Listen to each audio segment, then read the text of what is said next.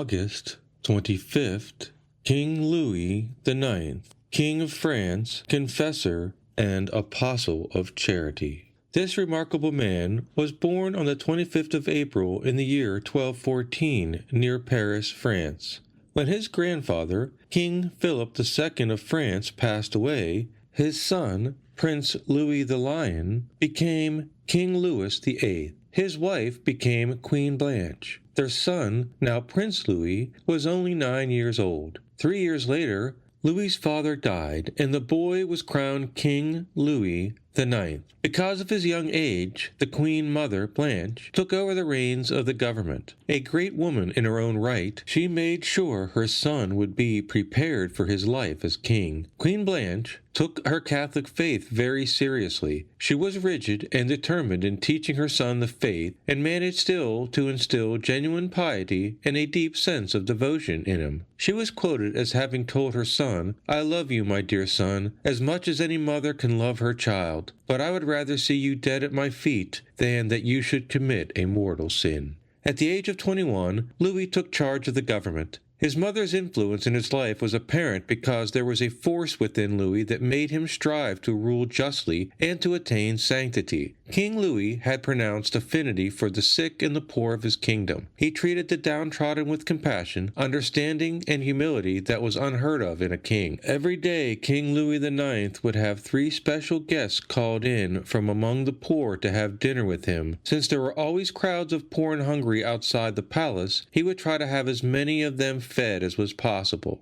During Lent and Advent, anyone who presented themselves before him was given a meal, and often the king served them himself. Louis married his true love, Margaret, on May 27th in the year 1234. Queen Margaret was as filled with religious fervor as her husband was, and they truly made a beautiful couple while setting a fine example for all married couples. They both enjoyed each other's company and liked riding together, listening to music, and reading. King Louis and Queen Margaret had 11 children. Louis was a strong-willed and strong-minded man with a powerful faith. His word was trusted throughout the kingdom, and his courage in taking action against wrongs was remarkable. Amazingly, this king had true respect for anyone with whom he had dealings, especially the poor and the downtrodden. King Louis built churches, libraries, hospitals, and orphanages. He treated both princes and commoners with equal respect. In the year 1248, King Louis took his army on the 7th Crusade. He visited the holy places, and approaching Nazareth, he dismounted, knelt down and prayed, then entered on foot. He visited the holy house at Nazareth, and on its wall was afterwards painted, and still visible when the house was miraculously translated to Loreto,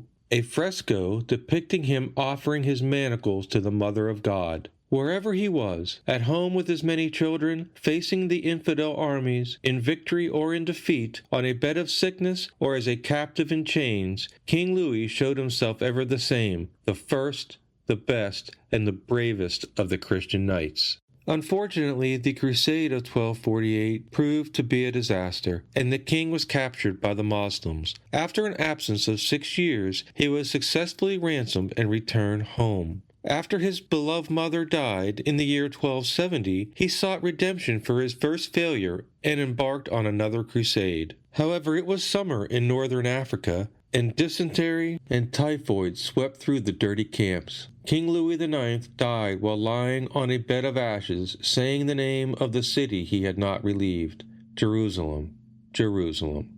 St. Louis wrote to his oldest son Philip, heir to the crown, "I recommend to you before all else to apply yourself with all your heart to the love of God." Pope Boniface VIII proclaimed Louis a saint in the year 1297. He is the only king of France named a saint by the Church. This man was a true gentleman, as he tried to treat everyone with courtesy, love, respect, whilst remaining strong and just at the same time. He is most beloved in both France and across the Catholic world. As the Catholic model of a king and ruler, let us ask King Louis IX to help our leaders in this age to learn wisdom and to lead wisely.